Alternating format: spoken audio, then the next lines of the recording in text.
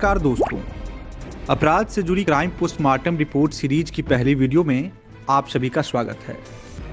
जैसा कि आप सभी ने वीडियो के थंबनेल और वीडियो के टाइटल को पढ़ा होगा, वैसे ही सभी के मन में यह सवाल आया होगा कि आखिर कौन था दुर्लभ कश्यप और वो कहाँ का रहने वाला था, उसके साथ क्या हुआ और अब वह कहाँ है। तो दोस्तों, सारे सवालों का जवाब आपको इस वीडियो में मिल जाएगा।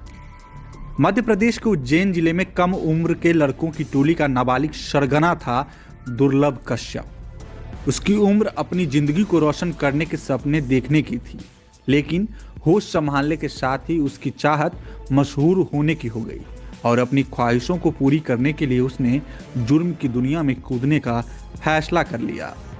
उसने दहशत फैलाने के लिए सोशल मीडिया का सहारा लिया और उसको हम उम्र युवा उससे जुड़ते चले गए। अपराध करना उसकी फितरत में शामिल था और पुलिस को चकमा देना उसकी काबिलियत का हिस्सा था। लेकिन एक दिन ऐसा भी आया जब एक गैंगवार में उसकी जिंदगी का सफर थम गया और वह इस दुनिया से हमेशा के लिए रुखसत हो गया। उसकी मौत कैसे हुई यह आपको आगे पता चलेगा। यह वह दौर था जब महज 16-17 साल की उम्र में अपराध की चाह रखने वाले युवा इसके फैन बनते जा रहे थे। बड़े बाल, सिर पर लाल टीका, आंखों में सुरमा, काला गमछा दुर्लभ का यह पहचान था और यह स्टाइल इस गिरोह का ड्रेस कोड बन गया था। इस लाइफ स्टाइल के कारण भी दुर्लभ कश्यप और उसके दोस्त चर्चा में थे। कम उम्र के लड़के उससे आकर्षित हो रहे थे, उसे ज्वाइन कर रहे थे, जिसका कारण हुआ कि समय के साथ यह ग्रुप गैंग में बदल गया। दुर्लभ कश्यप का गैंग फेसबुक से चल रहा था। ऐसे में फेसबुक पर इन सब का स्टेटस होता था कि कोई कुख्यात बदमाश, हत्यारा और अपराधी है। कोई सा भी विवाद हो, कैसा भी विवाद हो, तो हमसे संपर्क करें। इसी के साथ इन लोगों की प्रोफाइल पर हथियारों के साथ पोस्ट, धमकाने और दहशत फैलाने वाली पोस्ट भी डाली जाती थी। अपराध की दुनिया में कदम रखने वाले गैंग के सदस्यों का ड्रेस कोड निर्धारित हो चुका था। सभी लोग बड़े बड़े बाल, माथे पर गोल टीका लगाते थे, आंखों में काजल, गले में ब्लैक कलर का कपड़ा डालते थे।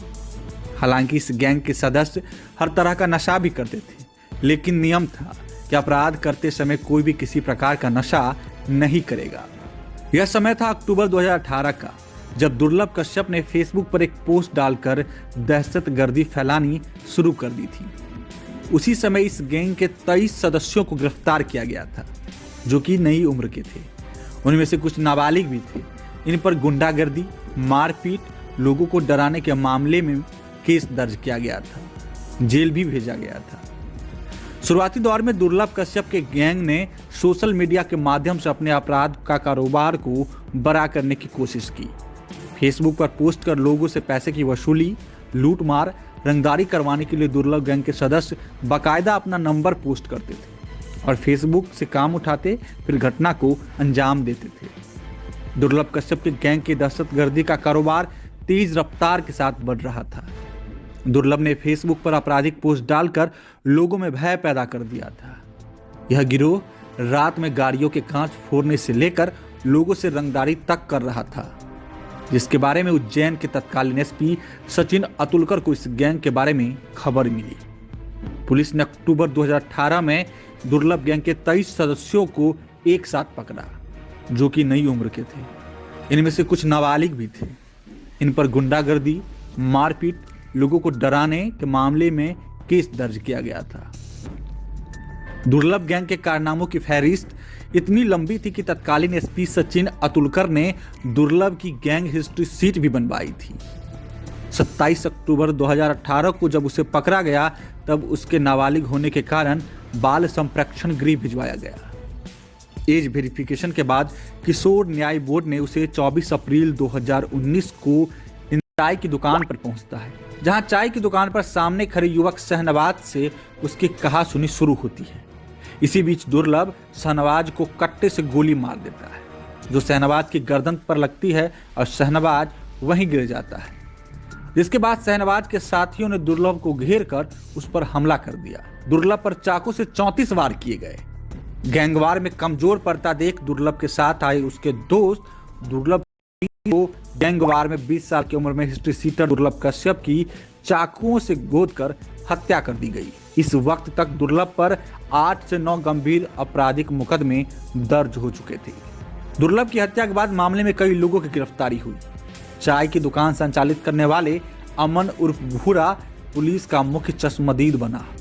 उसकी रिपोर्ट पर दुर्लभ, राजदीप, अमित सोनी, अभिषेक शर्मा समेत एक अन्य के खिलाफ हत्या के प्रयास समेत अन्य धाराओं में मुकदमे दर्ज किए गए।